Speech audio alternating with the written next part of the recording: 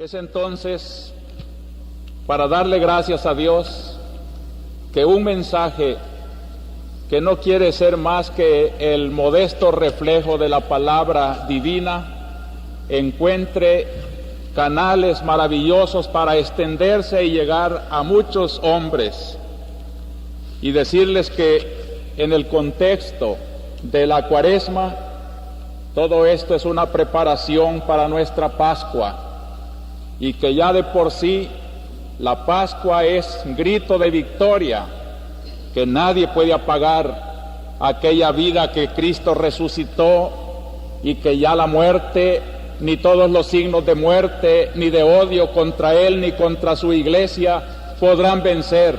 Él es el victorioso.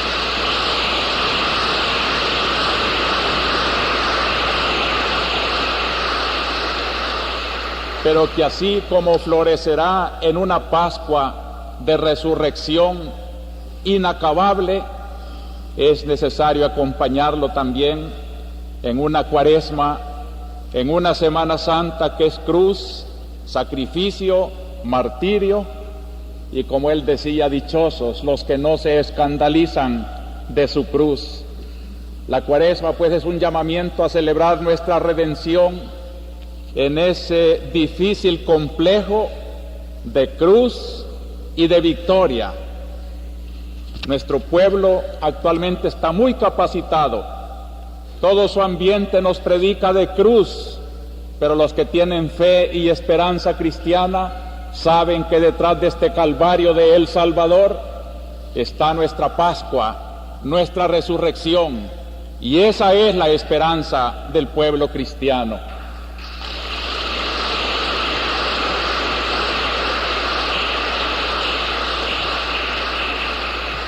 He tratado durante estos domingos de Cuaresma de ir descubriendo en la revelación divina, en la palabra que se lee aquí en la misa, el proyecto de Dios para salvar a los pueblos y a los hombres.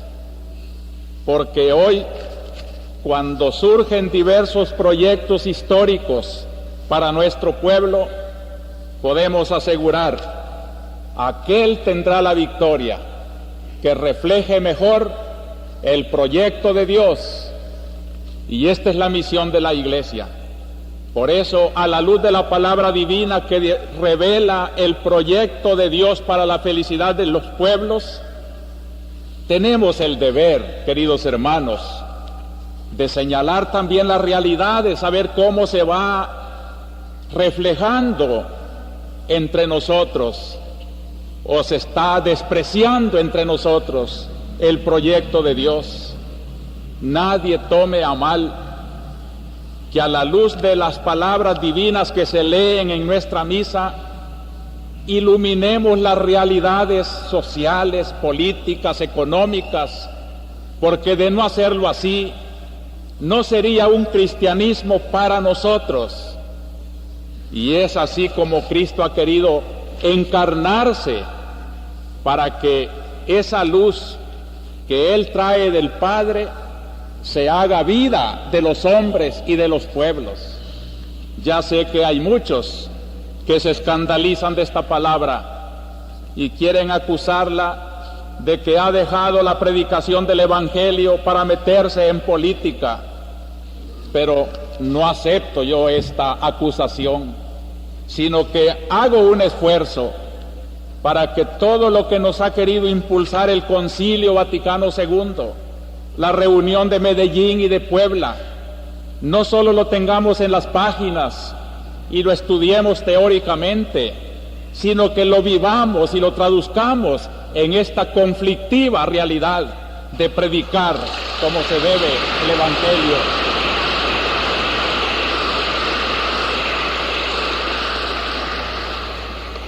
El Evangelio para nuestro pueblo. Por eso le pido al Señor, durante toda la semana, mientras voy recogiendo el clamor del pueblo y el dolor de tanto crimen, la ignominia de tanta violencia, que me dé la palabra oportuna para consolar, para denunciar, para llamar a arrepentimiento, y aunque siga siendo una voz que clama en el desierto, sé que la Iglesia está haciendo el esfuerzo por cumplir con su misión.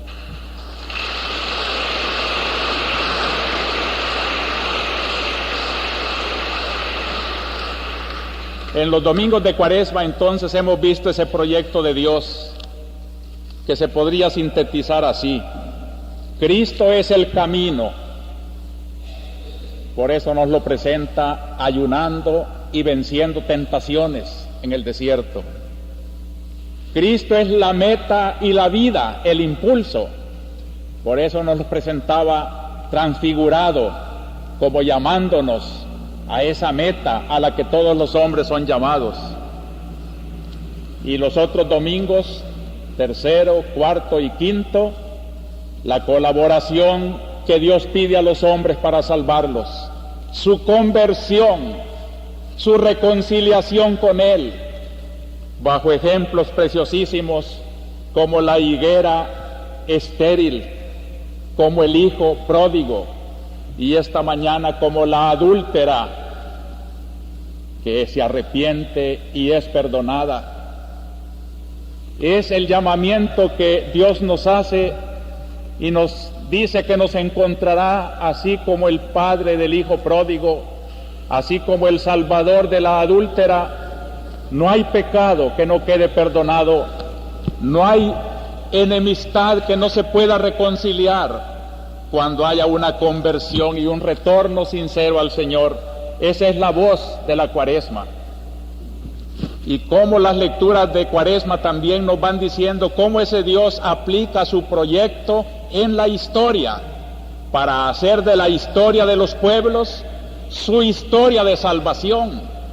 Y en la medida en que esos pueblos reflejen ese proyecto de Dios de salvarnos en Cristo por la conversión, en esa medida los pueblos se van salvando y van siendo felices.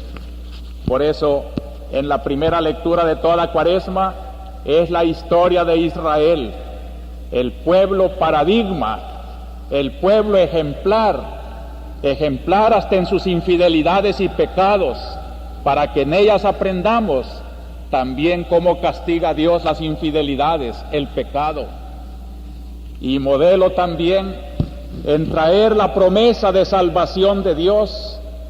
Desde Abraham hemos recorrido con Moisés la peregrinación del desierto, con Josué llegamos a celebrar la primera Pascua en la tierra prometida, y hoy nos invita a un segundo éxodo, el retorno de Babilonia.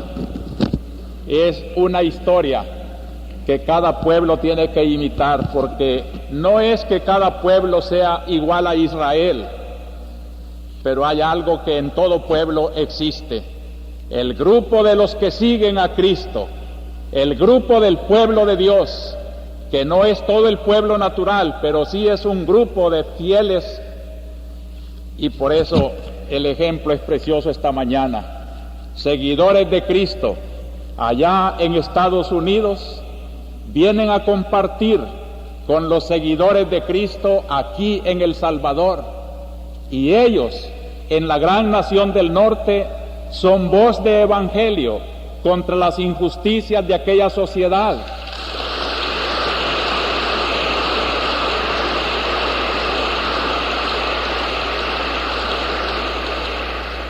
Así como vienen a darnos solidaridad para que nosotros, pueblo de Dios aquí en El Salvador, sepamos también denunciar con valentía las injusticias de nuestra propia sociedad.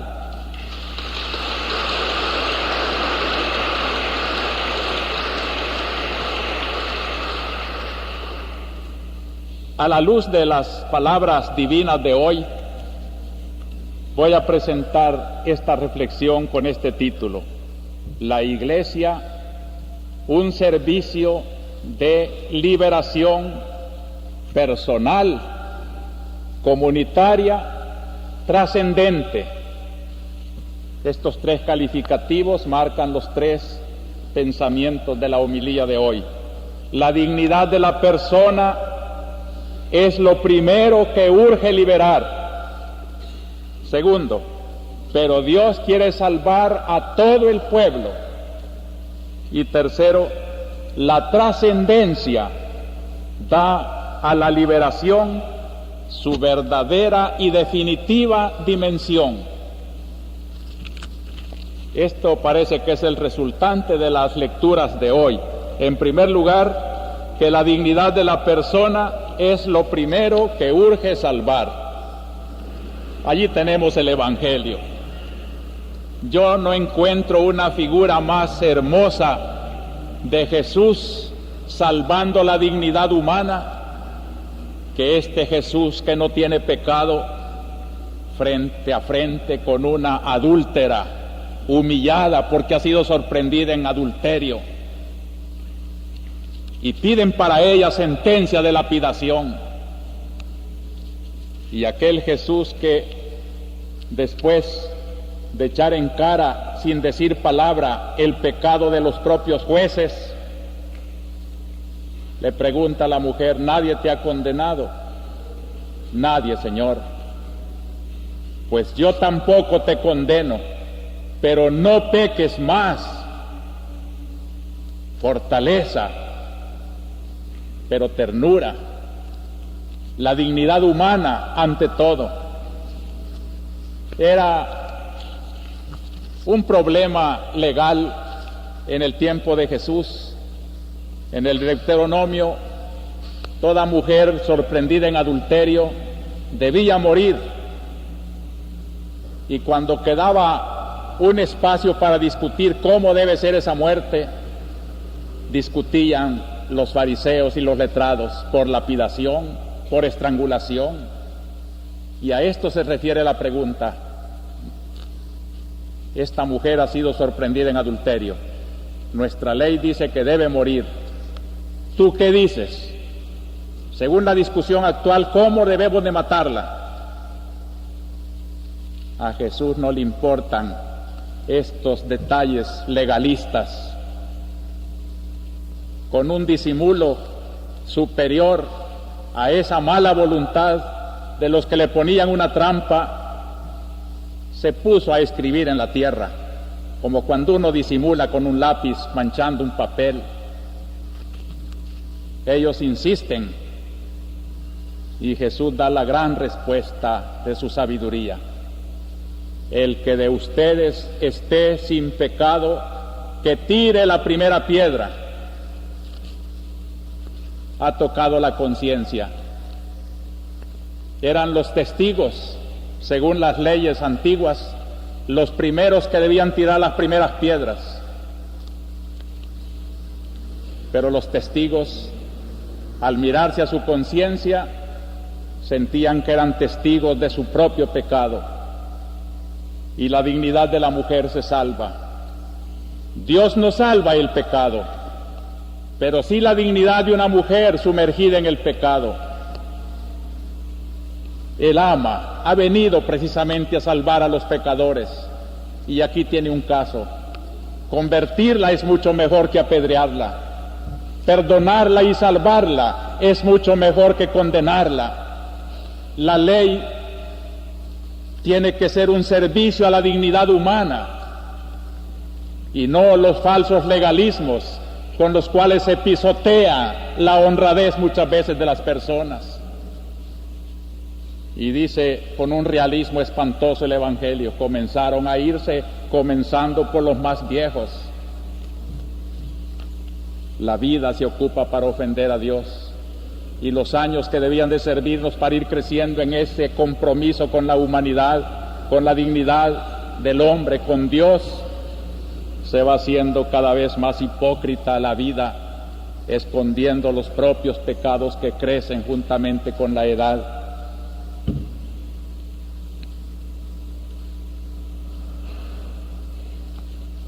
El pecado personal es la base del gran pecado social. Y esto hay que tenerlo muy en cuenta, queridos hermanos, porque hoy es muy fácil, como los testigos de la adúltera, señalar y pedir justicia para esos, pero qué pocos se miran a su propia conciencia. Qué fácil es denunciar la injusticia estructural, la violencia institucionalizada, el pecado social. Sí es cierto todo eso, pero ¿dónde están las fuentes de ese pecado social? En el corazón de cada hombre. La sociedad actual es como una especie de sociedad anónima en que nadie se quiere echar la culpa y todos son responsables. Todos son responsables del negocio, pero es anónimo.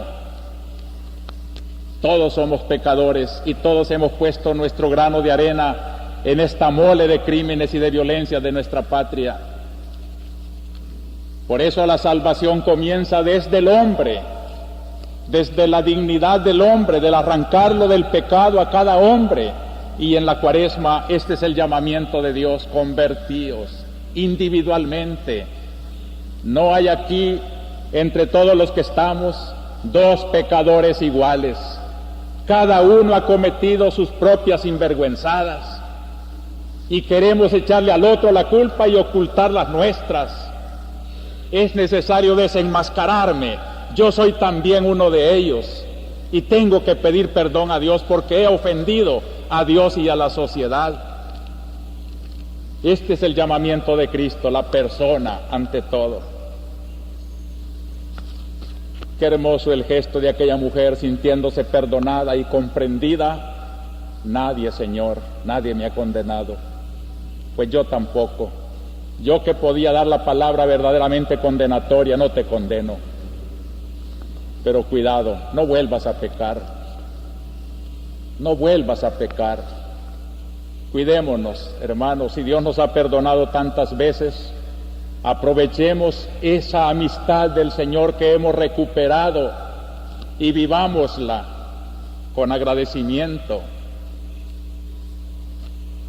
Qué hermoso cabría aquí un capítulo de la promoción de la mujer por parte del cristianismo.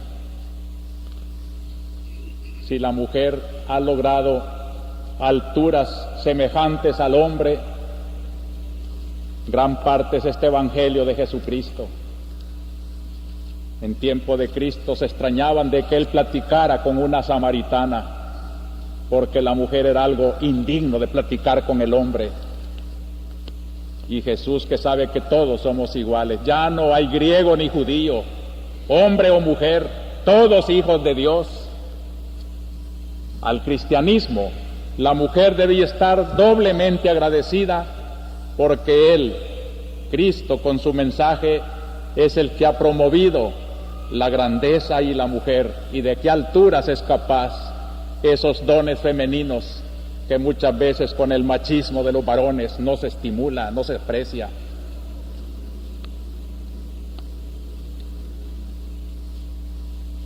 También los testigos han comprendido que la redención comienza por la dignidad humana y que antes de ser jueces que administran justicia, tienen que ser hombres honrados y tienen que saber decir con su conciencia limpia una sentencia, porque ellos serían los primeros en aplicárselas si cometieran ese crimen. La actitud de Jesús, hay que fijarse en este Evangelio, es lo que queremos aprender. Una delicadeza para con la persona, por más pecadora que sea, Él la distingue como hijo y de Dios, imagen del Señor. No condena, sino que perdona. Tampoco consiente en el pecado.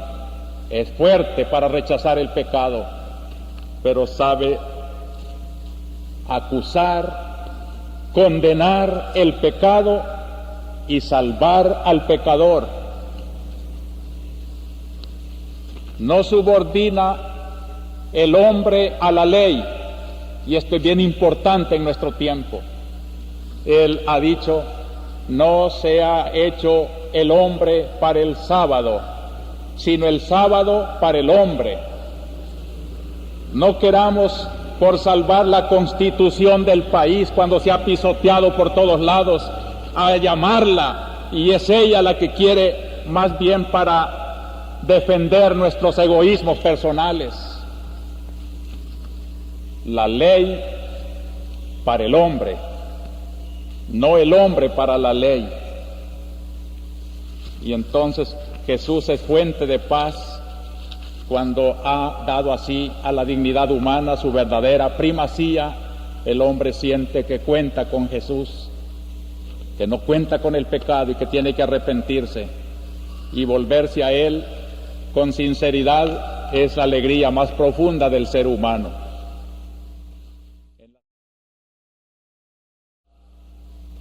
En la segunda lectura de hoy también tenemos el ejemplo de otro pecador que anduvo engañado mucho tiempo, pero que al conocer a Cristo, Cristo lo salva y ya pone toda su ilusión como meta de toda su vida, alcanzar a Cristo, y todo lo demás lo considero como basura, nos ha dicho la epístola de hoy.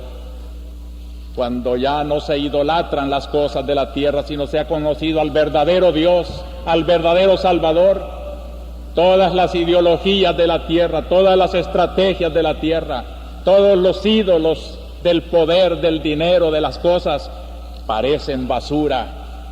Y San Pablo, la palabra es más dura, estiércol, dice. Con tal de ganar a Cristo, todo lo demás parece basura. Por no cansarlos, no les leo, hermanos, todo el rico contenido del documento de Puebla en una de sus bases teológicas. Son 3 los lineamientos teológicos de Puebla: la verdad sobre Cristo, la verdad sobre la Iglesia y la verdad sobre el hombre. Y cuando habla del hombre, como obispos del continente, se firmó un compromiso allá en Puebla, cuando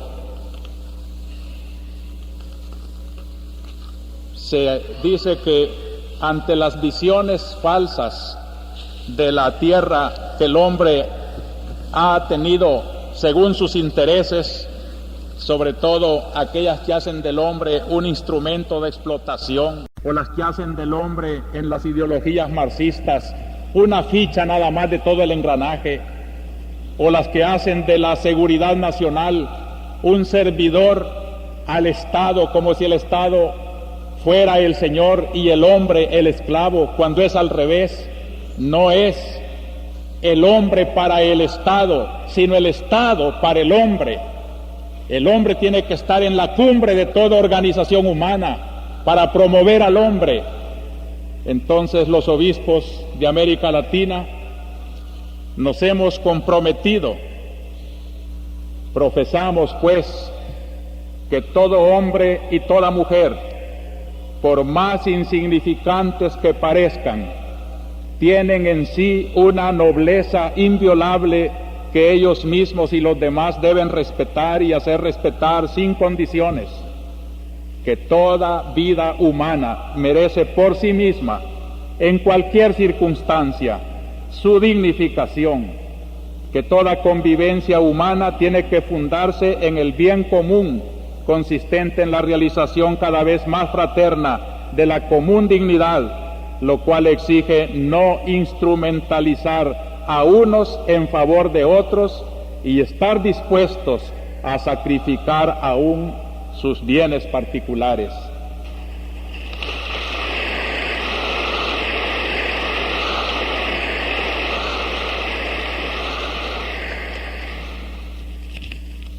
Esta es la base de nuestra sociología, la que aprendimos de Cristo en su Evangelio. El hombre ante todo es lo que hay que salvar, y el pecado individual es lo primero que tenemos que arreglar. Nuestras cuentas con Dios, nuestras relaciones individuales con Él, ponen la base de todo lo demás.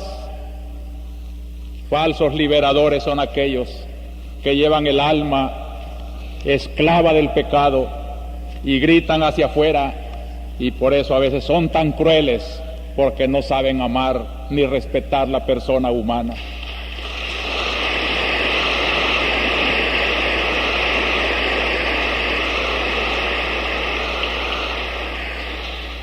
Pero el segundo pensamiento pasa de ese individualismo, diríamos, a lo comunitario.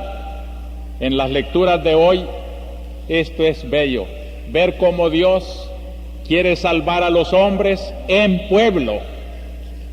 Es todo el pueblo al que Dios quiere salvar. La primera lectura de hoy, los famosos himnos de Isaías, presentan a un Dios hablando con un pueblo. Es el diálogo de Dios con una personalidad colectiva, así la llaman los escrituristas, comunidad colectiva, personalidad colectiva. Como si se hablara con una persona, Dios habla con un pueblo. Y a ese pueblo, Dios lo hace su pueblo, porque a Él le va a confiar promesas, revelaciones, que luego han de servir para todos los demás pueblos.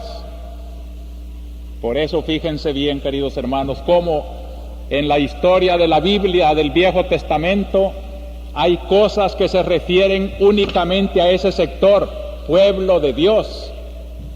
Y hay también algo que se refiere al pueblo en común, al pueblo natural.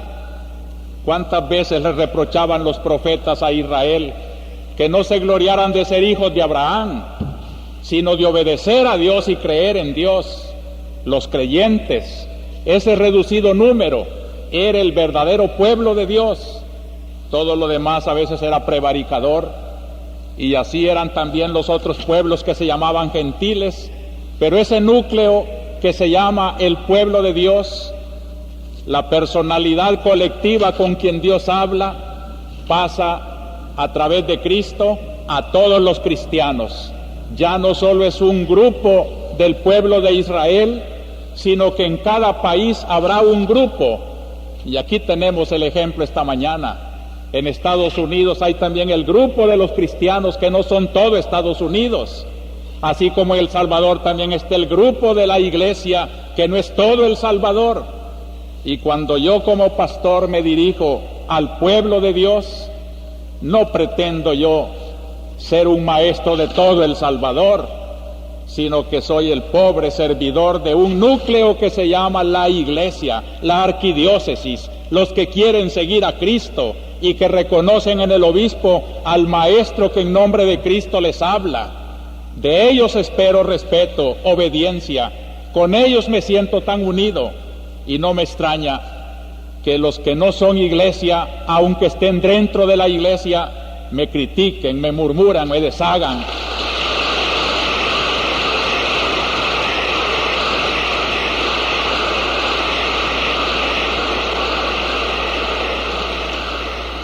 Esos ya no son pueblo de Dios, aún en el Nuevo Testamento, aunque estén bautizados, aunque vengan a misa, si no se unen solidariamente con las enseñanzas exigentes del Evangelio, las aplicaciones concretas de nuestra pastoral.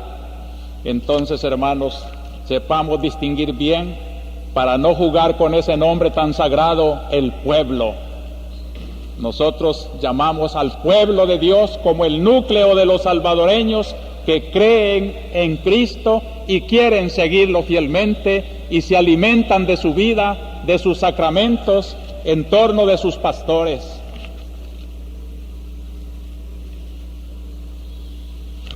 Este pueblo de Dios va sucediéndose en la historia. ¿Se fijaron qué bellamente ha dicho la primera lectura de hoy? Ustedes se glorían del primer éxodo, cuando yo los saqué de Egipto, cuando atravesaron el desierto, cuántas maravillas se hicieron en aquel recorrido con Moisés. Pero ya no se gloríen de ese pasado, eso ya quedó en la historia. Yo hago nuevas las cosas. Qué frase más bella de Dios. Dios es el que hace nuevas las cosas. Es el Dios que va con la historia.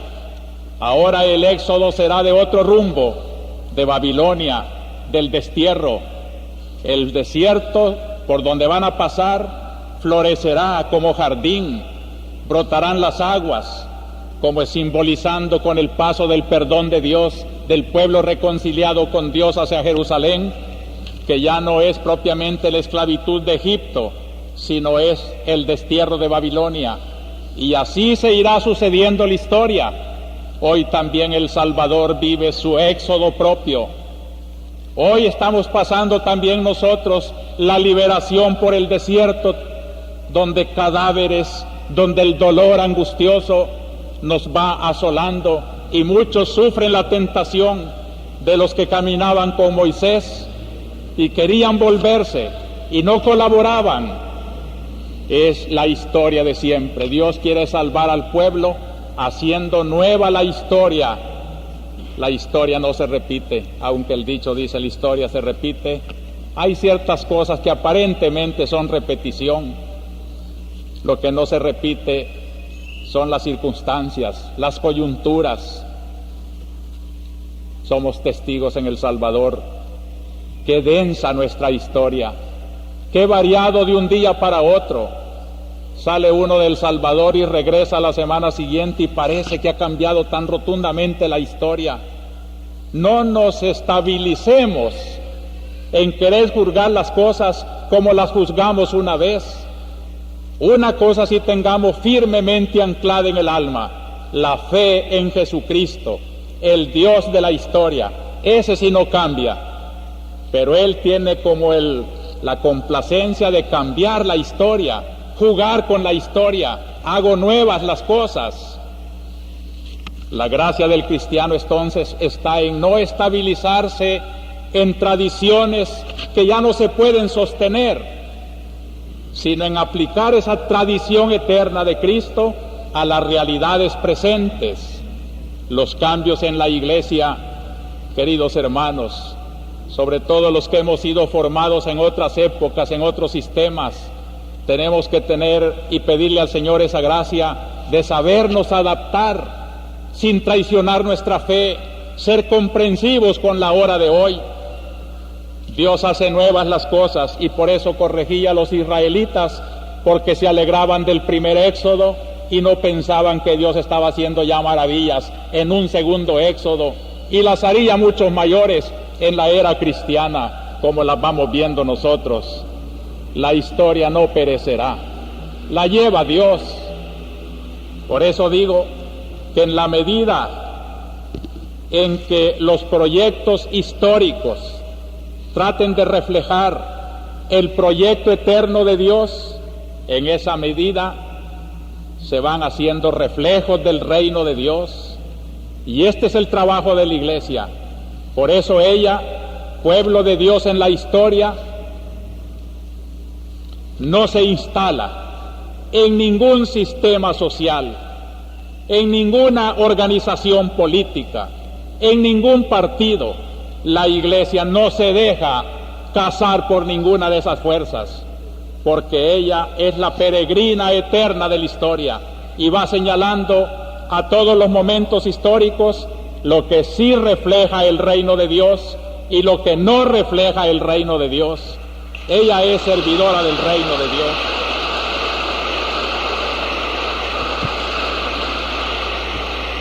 El gran trabajo de los cristianos tiene que ser ese: empaparse del reino de Dios, y desde ese alma empapada en el reino de Dios, trabajar también los proyectos de la historia.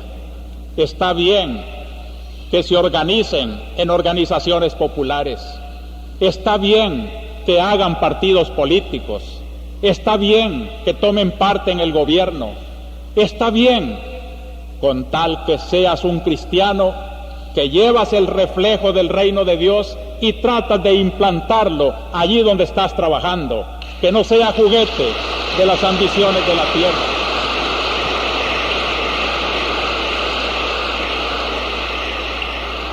Y este es el gran deber de los hombres de hoy.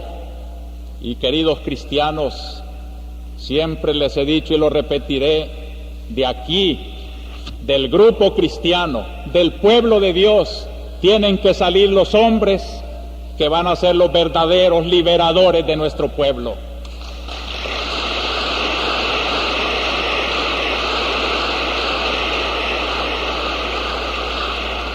Cualquier proyecto histórico que no se fundamente en eso que dijimos en el primer punto, la dignidad de la persona humana, el querer de Dios, el reino de Cristo entre los hombres, será un proyecto efímero y será cada vez más estable y será cada vez solución del bien común de los pueblos, según la índole de cada pueblo, el que refleje mejor ese eterno designio de Dios. Por eso hay que agradecerle a la Iglesia, queridos hermanos políticos, no manipular a la Iglesia para llevarla a lo que nosotros queremos que diga, sino decir nosotros lo que la Iglesia está enseñando. No tiene intereses. Yo no tengo ninguna ambición de poder. Y por eso con toda libertad le digo al poder lo que está bueno y lo que está malo, y a cualquier grupo político le digo también lo que está bueno y lo que está malo. Es mi deber. Y desde esa libertad del reino de Dios, la Iglesia, que no solo es el obispo y los sacerdotes, sino todos ustedes los fieles, las religiosas, los colegios católicos, todo lo que es el pueblo de Dios, el núcleo de los creyentes en Cristo, debíamos de unificar nuestros criterios, no debíamos de desunirnos, no debíamos de parecer dispersos, y muchas veces como que somos acomplejados ante las organizaciones políticas populares y queremos complacerlas más a ellas que al reino de Dios en sus designios eternos. No tenemos nada que mendigarle a nadie, porque tenemos mucho que darle a todos.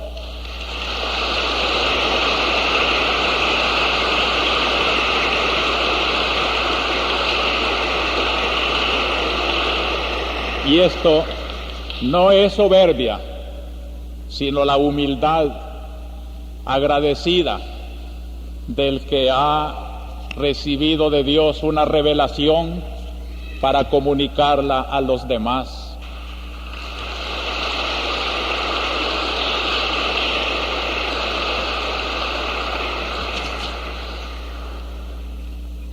Finalmente, el tercer pensamiento sacado de las lecturas de hoy es que el proyecto de Dios para liberar al pueblo es trascendente. La trascendencia le da a la liberación su dimensión verdadera y definitiva. Yo creo que hasta repito demasiado esta idea, pero no me cansaré de hacerlo, porque corremos mucho el peligro de querer salir de las situaciones inmediatas con resoluciones inmediatas, y nos olvidamos que los inmediatismos pueden ser parches, pero no soluciones verdaderas. La solución verdadera tiene que encajar en el proyecto definitivo de Dios. Toda la solución que queramos dar a una mejor distribución de la tierra, a una mejor administración del dinero en El Salvador, a una organización política acomodada al bien común de los salvadoreños, tendrá que buscarse siempre en el conjunto de la liberación definitiva. Hace poco me presentaban un esquema muy significativo, y es el hombre que trabaja en política mira los problemas temporales, el dinero, las tierras, las cosas, y se puede quedar contento con solo resolver estos problemas. Pero el político que tiene fe se remonta hasta Dios, y desde Dios mira cómo ese tramo inmediato que los políticos de hoy están tratando de resolver no debe de mirarse separadamente de la perspectiva de Dios. Desde el principio al fin en la historia, Dios lleva un proyecto y la solución hay que acomodarla a esa perspectiva de Dios para que sea eficaz. Y según esa perspectiva de Dios, como aparece en las palabras de hoy que se han leído en la Biblia, en primer lugar, reconocer que Dios es el protagonista de la historia. En segundo lugar, hay que partir de la redención del pecado. Y en tercer lugar, no descartar a Cristo, que es el camino y la meta de la verdadera liberación. Así está en las lecturas de hoy, y este es el proyecto que durante toda la Cuaresma hemos venido estudiando. Hoy aparece claro cómo es Dios el que toma la iniciativa. El pueblo que yo formé, dice en la primera lectura Dios. Es el Dios hablando con Israel. Yo te escogí. Tu historia te la voy haciendo yo. Hermoso el momento en que el hombre comprende que no es más que un instrumento de Dios. Tanto vive cuanto Dios quiere que viva. Tanto puede cuanto Dios quiere que pueda. Tanta inteligencia tiene solo la que Dios le ha dado. Poner todas esas limitaciones en las manos de Dios, reconocer que sin Dios no se puede hacer nada. De allí, queridos hermanos, que un sentido trascendente de esta hora en El Salvador es orar mucho, muy unidos con Dios. Y hay gente que está trabajando por la liberación, uniéndose con Dios. El otro día que hablábamos un problema de un refugio, que no confundan el refugio con un cuartel. El refugio es para gente que viene con miedo y viene huyendo y se esconde. Pero es que hay muchos organizados y no podemos estar de balde, tenemos que trabajar. Bueno, pues vayan a trabajar, búsquense un cuartel donde hacerlo. Pero el refugio es el lugar donde también trabajan los enfermos. Aquel padre de familia con su mujer enferma y sus niños que no podían, los querían mandar a ocupar una iglesia. ¿Y cómo va a ir si está enfermo? Que ofrezca su dolor, que ofrezca su enfermedad, eso tiene valor, pero cuando se pierde de vista la trascendencia de la lucha, todo se hace consistir en cosas que a veces son hasta erróneas. Ojalá todos los que trabajan hoy por la liberación del pueblo supieran que sin Dios no se puede hacer nada y que con Dios hasta lo más inútil es un trabajo cuando se hace con buena voluntad.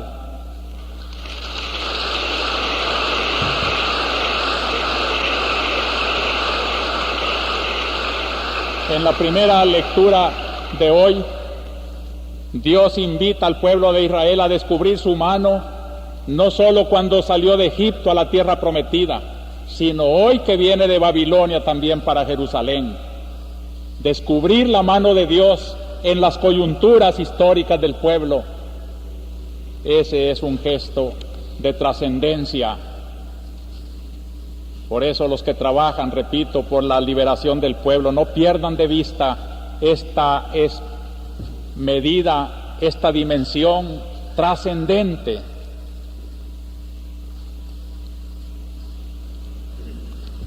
Lo segundo digo que es mirar cómo la liberación tiene que arrancar del pecado. Hay que tener en cuenta que todos los males tienen una raíz común y es el pecado.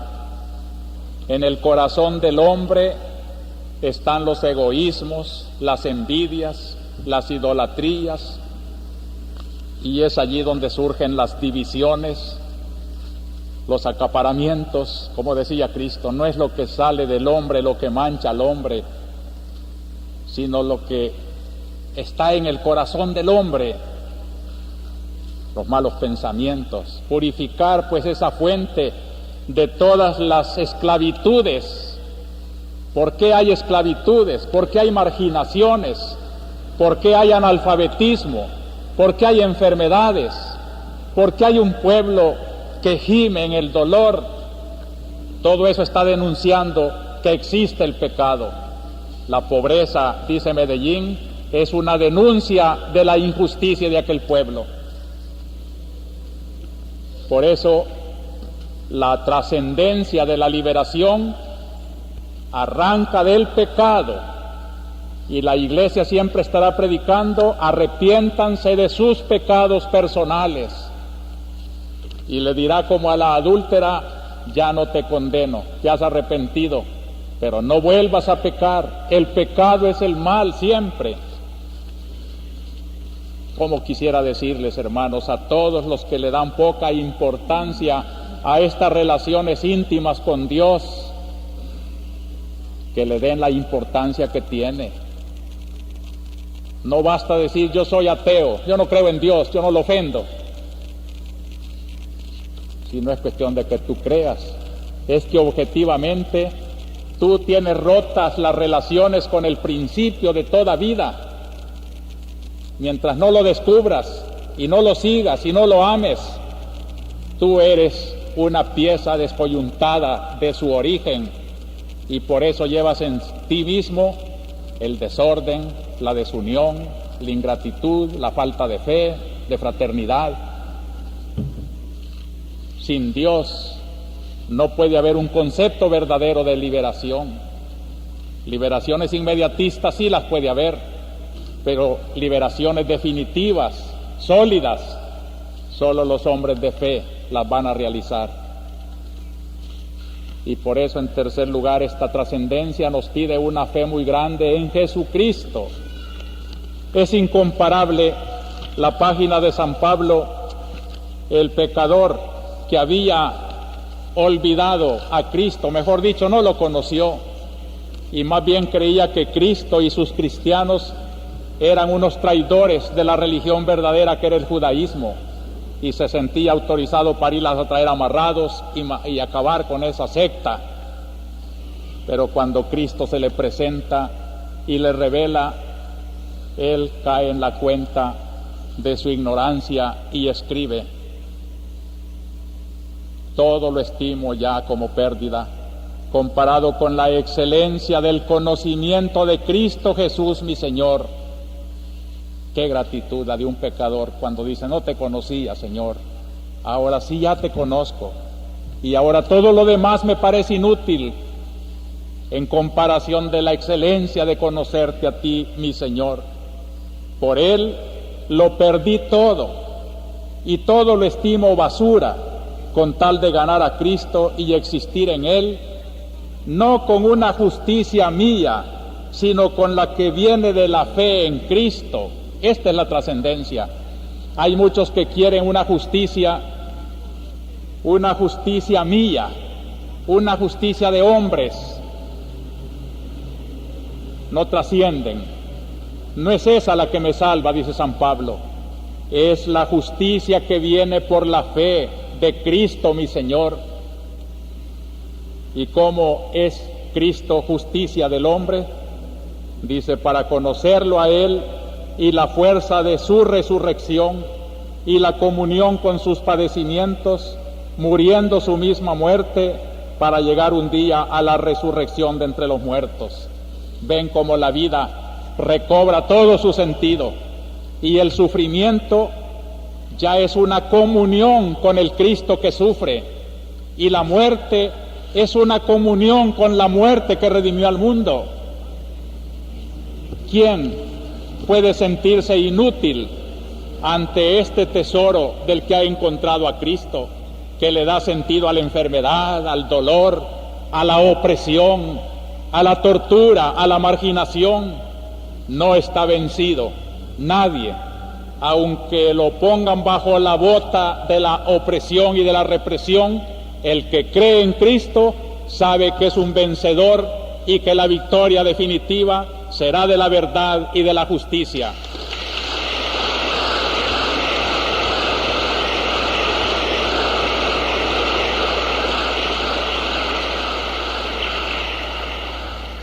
Y en su misma página íntima, San Pablo dice: no es que ya haya conseguido el premio,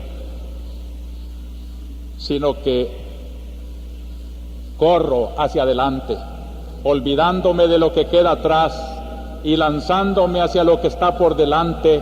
Corro hacia la meta para ganar el premio al que Dios desde arriba llama en Cristo Jesús. Esta es la trascendencia, una meta hacia la cual queremos empujar toda nuestra liberación, una meta que es alegría definitiva de todos los hombres. Hermanos, esta es la liberación que nuestra iglesia tiene que vivir y predicar. Le hemos aprendido en la palabra de Dios ya en vísperas de la Semana Santa. Y vamos a entrar en esa Semana Santa a constituirnos más iglesia, más pueblo de Dios.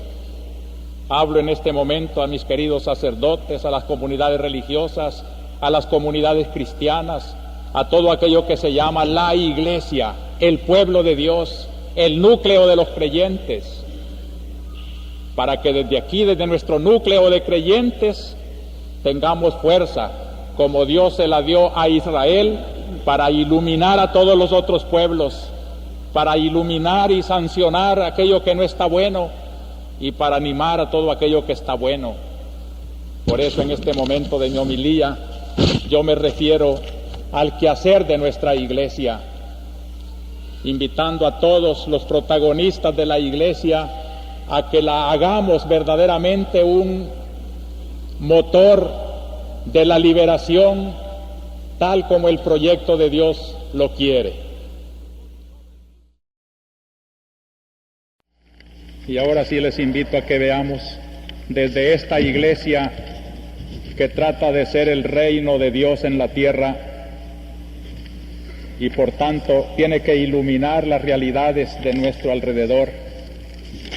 Hemos vivido una semana tremendamente trágica.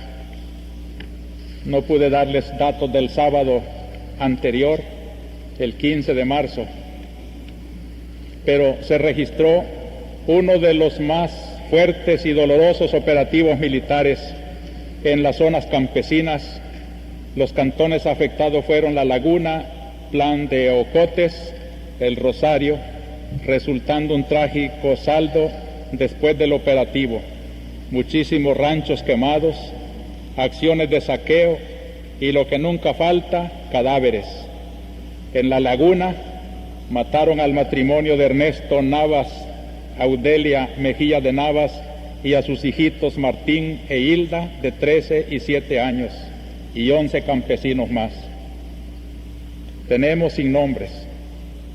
En Plan de Ocotes 4 campesinos y 2 niños, entre estos 2 mujeres. En El Rosario 3 campesinos más. Esto fue el sábado. El domingo, hace 8 días, en Arcatao fueron asesinados por 4 miembros de orden, los campesinos Vicente Ayala, 24 años, su hijo Freddy y Marcelino Serrano. Ese mismo día en el cantón Calera de Jutiapa fue asesinado el campesino Fernando Hernández Navarro cuando huía de un operativo militar. El 17 de marzo fue un día tremendamente violento, fue el lunes pasado. Estallaron varias bombas en la capital y en el interior del país. En la sede del Ministerio de Agricultura los daños fueron cuantiosos. En la Universidad Nacional el campus fue cercado militarmente desde la madrugada y se mantuvo hasta las 7 de la noche. Durante todo el día se escucharon constantes ráfagas de metralladora en la zona universitaria. El arzobispado intervino para proteger a las personas que se encontraban en su interior. 18 personas murieron en la hacienda Colima, 15 por lo menos eran campesinos. Murieron también el administrador y bodeguero de la hacienda. La Fuerza Armada afirma que fue un enfrentamiento. En la televisión se presentó el cuadro de los hechos y muchos analizaron cosas interesantes. Por lo menos 50 personas murieron en los graves sucesos de ese día. En la capital, 7 personas en los incidentes de la colonia Santa Lucía. Hay inmediaciones de Tecnillantas, 5 personas. En la sección de recolección de basura, después del desalojo de esa institución por la fuerza militar, se localizaron los cadáveres de 4 obreros capturados en esa acción. En el kilómetro 38 de la carretera a Suchitoto, en el cantón Montepeque, murieron 16 campesinos. Este mismo día fueron capturados en Tecnillantas 2 estudiantes de la UCA, 2 hermanos, Mario Nelson y Miguel Alberto Rodríguez Velado. El primero, después de 4 días de detención ilegal, fue consignado a los tribunales, no así su hermano, quien iba herido, y a un guarda detención ilegal. El socorro jurídico interviene en su defensa. Amnistía Internacional emitió un comunicado de prensa en el que describió la represión de los campesinos, especialmente en la zona de Chalatenango. La Semana confirma este informe, a pesar de que el gobierno lo negó. Entrando a la iglesia, me entregaron un cable que dice: Amnistía Internacional ratificó hoy sábado, ayer, aquí, que en El Salvador se violan los derechos humanos a extremos que no se han dado en otros países. Así lo aseguró en entrevista de prensa en esta capital, en Managua, Patricio Fuentes, vocero del Proyecto de Acción Especial para Centroamérica de la sección de Amnistía en Suecia. Fuentes aseguró que durante 2 semanas de investigaciones que llevó a cabo en El Salvador, pudo comprobar la ocurrencia de 83 asesinatos políticos entre el 10 y el 14 de marzo. Señaló que Amnistía Internacional recientemente condenó al gobierno de El Salvador responsabilizándolo de 600 asesinatos políticos.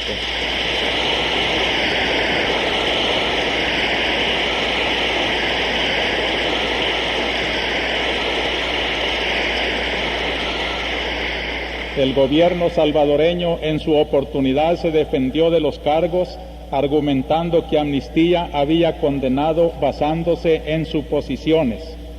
Ahora hemos comprobado que en El Salvador se violan los derechos humanos a un límite peor que la represión que se dio en Chile tras el golpe de Estado, dijo Fuentes.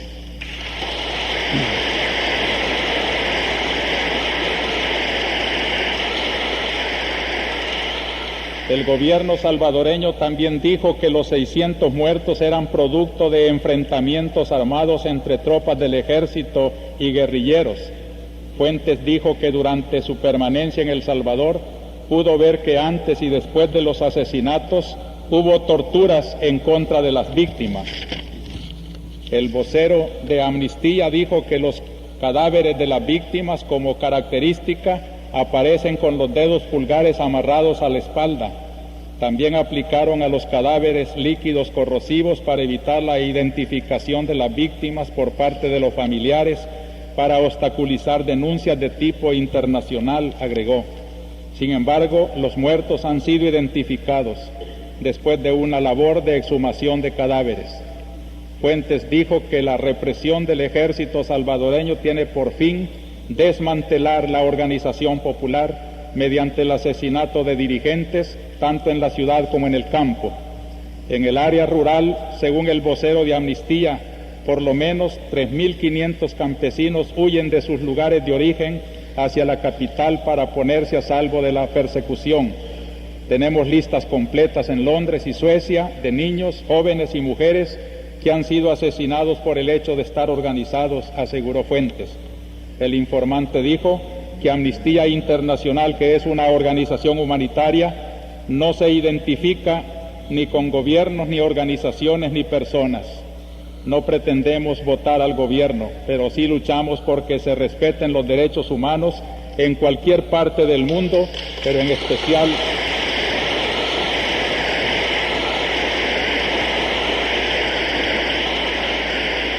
donde están más amenazados o atropellados, dijo Fuentes. Esto confirma pues lo que vamos narrando de esta semana espantosa. Quisiera hacer, a propósito de este día 17 tan violento, un análisis de lo que fue Tal vez la causa de esas violencias, el paro que convocó la Coordinadora Revolucionaria de Masas, su finalidad es una protesta contra la represión, y el domingo pasado dije que la finalidad pues es legítima. Se trata de denunciar un hecho que no se puede tolerar.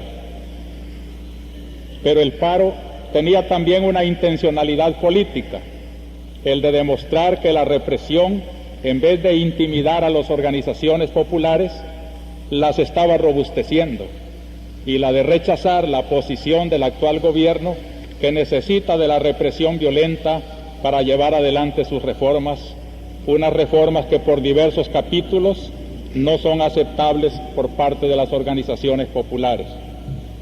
El estado de sitio y la desinformación a la que nos tienen sometidos tanto los comunicados oficiales como la mayor parte de nuestros medios de comunicación no permiten todavía medir con objetividad el alcance del paro nacional. Radios extranjeras han hablado de un 70% del paro, lo cual sería ciertamente una proporción altísima que podría estimarse como un triunfo notable, aún restando los establecimientos que cerraron por temor tanto de las acciones de la izquierda como las que implementó la derecha y el gobierno en la madrugada del propio lunes. No puede negarse que la fuerza demostrada por la coordinadora en el campo estrictamente laboral fue grande. La coordinadora no es solo fuerte en el campo, sino también en la fábrica y en la ciudad. Queridos hermanos, sería interesante ahora hacer un análisis, pero no quiero abusar de su tiempo, de lo que han significado estos meses de un nuevo gobierno que precisamente quería sacarnos de estos ambientes horrorosos. Y si lo que se pretende es decapitar la organización del pueblo y estorbar el proceso que el pueblo quiere, no puede progresar otro proceso. Sin las raíces en el pueblo, ningún gobierno puede tener eficacia, mucho menos cuando quiere implantarlo a fuerza de sangre y de dolor.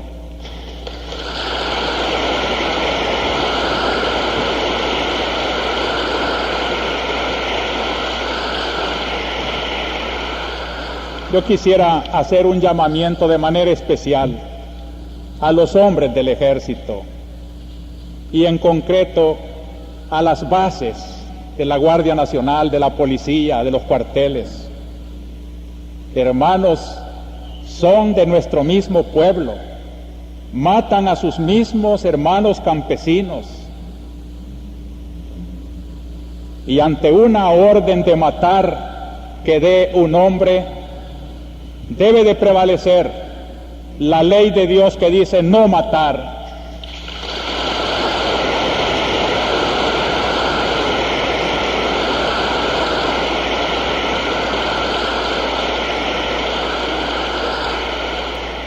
Ningún soldado está obligado a obedecer una orden contra la ley de Dios.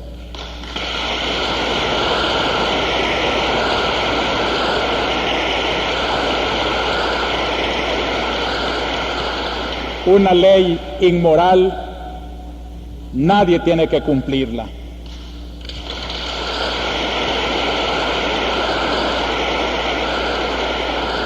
Ya es tiempo de que recuperen su conciencia y que obedezcan antes a su conciencia que a la orden del pecado.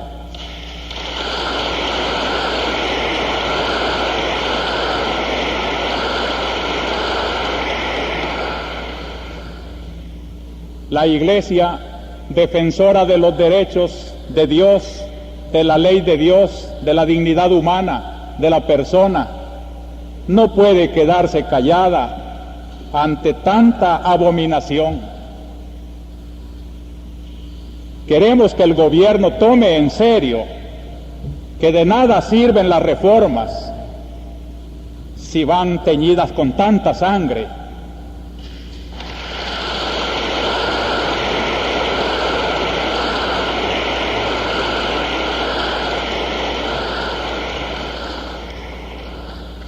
En nombre de Dios, pues, y en nombre de este sufrido pueblo, cuyos lamentos suben hasta el cielo cada día más tumultuosos, les suplico, les ruego, les ordeno en nombre de Dios, cese la represión.